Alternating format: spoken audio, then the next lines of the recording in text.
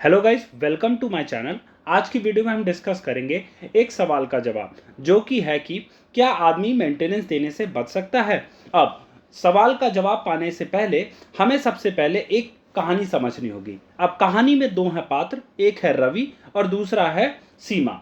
अब इन दोनों का डाइवोर्स हो जाता है और कोर्ट ऑर्डर करती है कि बच्चे की कस्टडी जो है माँ के पास होगी। अब यह सुनते ही ऑर्डर सीमा कहती है कि उसके बच्चे की पढ़ाई, इलाज, सब कुछ वह अकेले कैसे देखेगी। अब ऐसे में रवि ये एक्सक्यूज देता है कोर्ट के सामने कि वह तो बेरोजगार है और अब ना ही उनकी शादी रही। तो क्या वाकई में आदमी इस वजह से मेंटेनेंस देने से बच सकता है? सच क्या है, कानून क्या कहता है? जानने के लिए वीडियो पूरा देखिए, क्योंकि क्या होता है कि इंडिया के कानून में माँ या पिता दोनों पर जिम्मेदारी होती है कि वह अपने 18 साल से छोटे बच्चे का पालन पोषण करें। लेकिन जब माँ बाप का डाइवोर्स हो जाता है या अलग हो जाते हैं, तब अक्सर पिता मेंटेनेंस देने से कतराते हैं। तो क्या वे लीगली इससे बच सकते हैं? आइए स्टेप बाय स्टेप समझते हैं। अब सबसे पहले मेंटेनेंस कब दिया जाता है या फिर किन्हें दिया जाता है। अब देखिए, सेक्शन 125 सीआरपीसी, जो कि आप अपनी स्क्रीन पे देख रहे हैं, यह कहता है कि अगर बच्चा खुद को नहीं रख पाता, मतलब 18 साल से कम जो बच्चा है वह खुद को रखने में कैपेबल नहीं होता, तो ऐसी सिचुएशन में मेंटेनेंस दिया जाता है। और मेंटेनेंस किन किन को कानूनी रूप से दिया जाता है? वह है माँ बाप, बच्चे, बुजुर्ग, माता पिता। ठीक है, जरूरी नहीं है कि सिर्फ बच्चे को ही मेंटेनेंस मिलता है। जो उस आदमी के बुजुर्ग माता पिता हैं, वे भी जो है कानूनी उनका अधिकार है अपने अडल्ट बच्चे से अपना मेंटेनेंस पाना। ठीक है, ये चीज होगी क्लियर कि किन लोगों को मेंटेनेंस मिलता है। आगे बढ़ते हैं और देखते हैं कि किन हालातों में आदमी बच सकता है। जी हाँ, कानून में हर जगह एक्सेप्शंस होते हैं।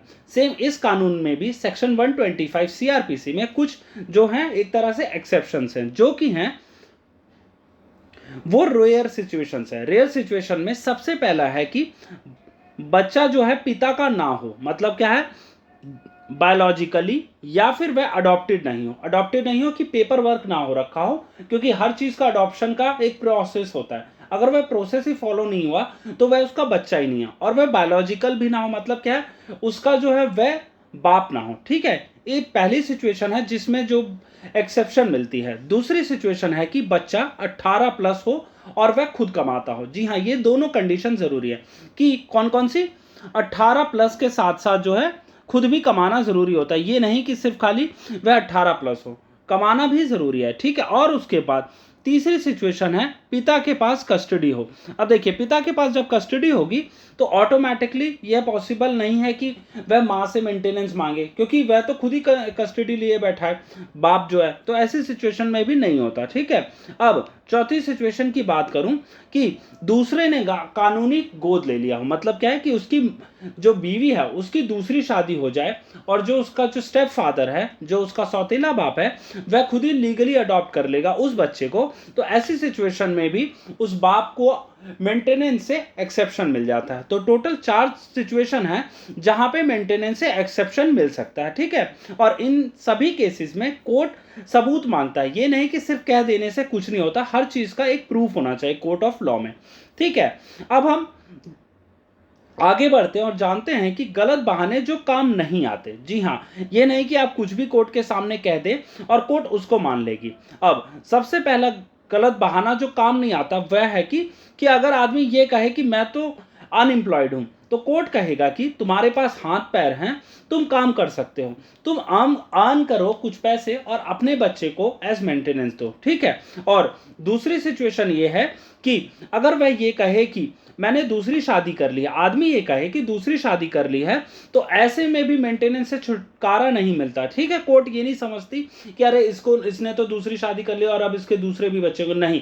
पहले बच्चे की मेंटेनेंस जब तक उसका जो एक तरह से लीगली फादर कोई और नहीं होता, तब तक वह बच्चे के लिए मेंटेनेंस वही बाप देगा। ठीक है, अब उसके बाद यह है कि बच्चे की माँ अच्छी जॉब में है, फिर भी पिता की जिम्मेदारी होते हैं। अब ये नहीं कल को वो आदमी यह कह सके कि इसकी माँ जो ऑलरेडी अच्छा कमा रही है तो मैं मेंटेनेंस नहीं दूंगा। नहीं, तुम्हें मेंटेनेंस देनी पड़ेगी। ठीक है, फिर उसके बाद चौथा एक नियम है कि उस बच्चों को वह डिसोन करता है। जी हाँ, वो कल को ये कह दे कि मैंने बच्चे को नकार दिया, मैं इसकी अब कानूनी जिम्मेदारी नहीं लेता। नहीं, ऐसा कोई भी रूल नहीं है जिसमें आप उस बच्चे को डिसोन कर सकते हैं। ठीक है, तो ये चारों सिचुएशन हो गई जिसमें ये बहाने एक बार भी कोर्ट में सुने नहीं जाते और तुरंत कोर्ट की फटकार भी मिलती है। ठीक है, कोर्ट हमेशा जो है बच्चे के हित में फैसला करते हैं और वह चाहता है कि बच्चे की जरूरतें पूरी हो सके। ठीक है, क्योंकि यह बच्चा जो है ये तो अबोध बालक है, इसकी क्या गलती, ये जो बड़े बड़े लोगों के डाइवोर्स हो रहे हैं, प्रोसेस हो रहा है, इसमें उस बच्चे की क्या गलती, सेम यही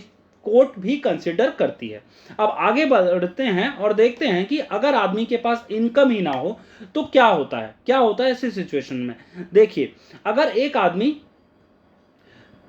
वक्त में इनकम नहीं करता तो कोर्ट देखता है कि क्या वो पढ़ा लिखा है, क्या उनके पास पिछली नौकरी का रिकॉर्ड है, क्या उनके पास प्रॉपर्टी है, रेंट या इन्वेस्टमेंट इनकम है। अगर कोई आदमी जानबूझकर काम नहीं कर रहा तो उसकी पोटेंशियल इनकम एस्टिमेट करके भी मेंटेनेंस डिसाइड कर सकते हैं। ये नहीं कि अगर आप जानबूझ के बेरोजगार घूम रहे हैं और कह रहे हैं कि हाँ मुझे तो देना ही नहीं पड़ेगा, नहीं, कोर्ट आपकी पोटेंशियल इनकम, जितना आप कमाते हैं या फिर आपकी आय, जो आपकी एजुकेशन है, उसके अकॉर्डिंग एक पोटेंशियल इनकम कैलकुलेट करती है। ठीक है, और ऐसा भी नहीं है कि सपोज 6 महीने के लिए अगर आप बेरोजगार हैं तो कहेगी कि 6 महीने से नहीं, ये उस तारीख से ऑर्डर होगा और कहेगी कि इस तारीख से आपको मेंटेनेंस देना है। आपको कहीं से भी आप कमाइए लेकिन मेंटेनेंस दीजिए, नहीं तो इंटरेस्ट रेट पे कई बार इंटरेस्ट भी बढ़ता जाता है कि 8% के इंटरेस्ट से आपको देना होगा। तो ये चीजें याद रखिएगा, कभी भी ये नहीं कि आप कोई एक्सक्यूज, फॉल्स एक्सक्यूज ले लें। ठीक है, और उसके बाद एक जो एक्सक्यूज कई बार अक्सर चलता है या फिर ये होता है कि मेंटेनेंस इस पे दिया जाता है कि आदमी जो है मेंटली फिट हो। कई बार ये भी होता है कि इंसान जो आदमी जो है मेंटली फिट नहीं होता, वो कैपेबल ही नहीं है अर्न करने के, तो ऐसे सिचुएशन में एक्सेप्शन मिल जाती है। ठीक है, अब हम लास्ट हमारे निष्कर्ष पे आते हैं कि निष्कर्ष क्या है इन सब सवालों का, या फिर जो मैंने आपको पूरी वीडियो में बताया इसका क्या है। तो दोस्तों क्लियर है कि चाइल्ड मेंटेनेंस से बचना आसान नहीं है और ना ही होना चाहिए, क्योंकि यह किसी पनिशमेंट के लिए नहीं, बच्चे के बेसिक राइट्स, जी हाँ, चाहे वो एजुकेशन हो गई, चाहे उसकी वेल डेवलपमेंट हो गई, इन सब के लिए एक तरह से जरूरी है कि बाप जो है मेंटेनेंस दे बच्चे को, क्योंकि बड़े बड़े के लोगों की टसल में उस बच्चे की क्या गलती है। ठीक है, अगर पिता के फाइनेंशियल स्टेटस कमजोर है तो कोर्ट अमाउंट एडजस्ट कर सकता है लेकिन ड्यूटी से मुक्त नहीं करता। जी हाँ, आपके कम ज्यादा कर सकता है, कम कर दे कि अभी स्पेसिफिक टाइम पीरियड के लिए ये बेरोजगार है तो नहीं दे पाएगा, या फिर अगर ये ज्यादा नहीं कमाता तो इसको नहीं देने की जरूरत है। लेकिन कोर्ट हमेशा जो है बच्चे का फेवर ही, ब्राइट फ्यूचर ही देखती है कि बच्चे का किससे भला हो सकता है। ठीक है, तो यदि आपको यह वीडियो यूजफुल लगा हो तो प्लीज लाइक कीजिएगा और शेयर कीजिएगा अपने दोस्तों में, एक तरह से लीगल नॉलेज बढ़ाने के लिए जिन लोगों को ऐसी वीडियोस की जरूरत है। अगर आपको मेरे द्वारा दी गई जानकारी पसंद आई हो तो प्लीज इस वीडियो को लाइक कर देना और चैनल को सब्सक्राइब जरूर कर लेना, क्योंकि ऐसे ही इंफॉर्मेटिव कंटेंट मैं आपके लिए रेगुलर बेसिस पे लाता रहता हूं। और अगर आपका कोई सवाल है तो आप कमेंट बॉक्स में पूछ सकते हैं, मैं उसकी भी वीडियो लाऊंगा जिससे आपके लिए वह लीगल नॉलेज और अच्छे से आप समझ पाएं। यह था आज का मेरी तरफ से video. Thank you for watching.